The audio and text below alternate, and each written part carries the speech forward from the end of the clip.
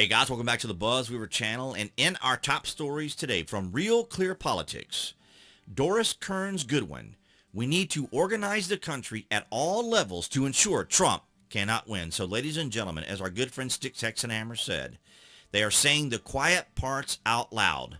The Establishment Uni-party, ladies and gentlemen, are so emboldened, they are simply saying it out loud what they're actually doing.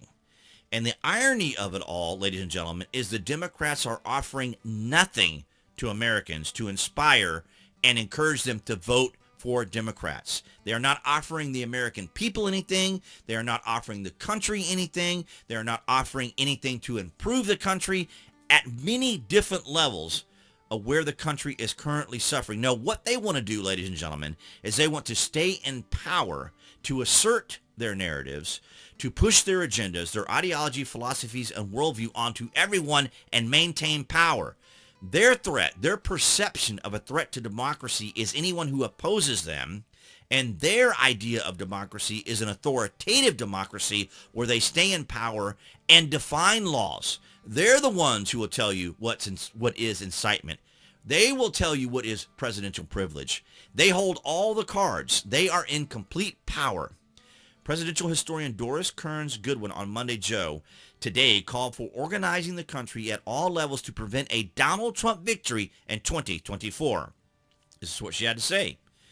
It's going to take the overwhelming organization, just as we were talking about earlier, organizing the country at all the levels so that he cannot win that election. If the party will not depart from him, then he has to be defeated, and the party has to be defeated, Goodwin declared. So see, they can use this language. They can use words like defeated and accomplish and get rid of and or attack. They can use this language, and there's no sensationalization and there's no exaggeration about there being some big, massive threat, some call to action to incite danger and provoke people and cause a threat to democracy. See, they can use all this language to say they want to shut down their political opponent, because that's what they're doing. They are shutting down Donald Trump. They're trying to get him to quit is what they're trying to do, because they're terrified of him. They have nothing to offer, and it should be very clear they have nothing to offer, because they would be talking about what they have to offer. And what they've offered so far hasn't worked. We've seen that clearly under Joe Biden.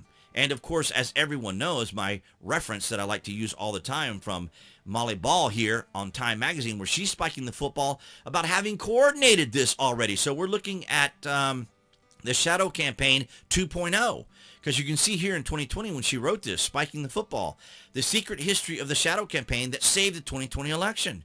Absolutely. It's like 6,800 something words of her just going on about how they fortified an election. We know what language they're using. We know what they're saying. In a way, Trump was right. There was a conspiracy unfolding behind the scenes, one that both curtailed the protest and coordinated the resistance from CEOs. Both surprises were the result of an informal alliance between left-wing activists and business titans. The pact was formalized in a terse, little-noticed joint statement of the U.S. Chamber of Commerce and AFL-CIO published on Election Day. Both sides would come to see it as a sort of implicit bargain inspired by the summer's massive, sometimes destructive racial justice protests in which the forces of labor came together with the forces of capital to keep the peace and oppose Trump's assault on democracy. Now, ladies and gentlemen, they can use this language. They can organize. They can come together. They can talk about their protests and call them peaceful protesting when we know exactly what happened. They can talk about these titans of commerce, right? The Chamber of Commerce, the unions, all these people that organize together, what we call the Establishment Uni-party, all coming together, ladies and gentlemen, to ensure that Donald Trump was not going to win, so that they could stay in power, so that they could assert their narratives, their ideologies, their philosophies, and their worldviews, and they're going to try to do it again. So, ladies and gentlemen, here I am, not needing a lot of push behind this to illustrate to you guys what's actually happening, because you guys can see it, and here we have it in plain daylight from Goodwin right here, what they're planning on doing. So guys, thank you for the support. Thank you for the likes, the shares, and the comments. All of you across New Tech as well.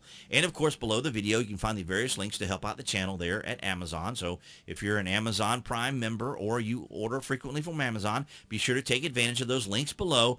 And ladies and gentlemen, there you have it, appearing there on the screen, the channel icon for those of you watching on YouTube. You can click on that to subscribe, as well as to select notifications that we know when there's content on the channel. And I will see all you guys in the next video.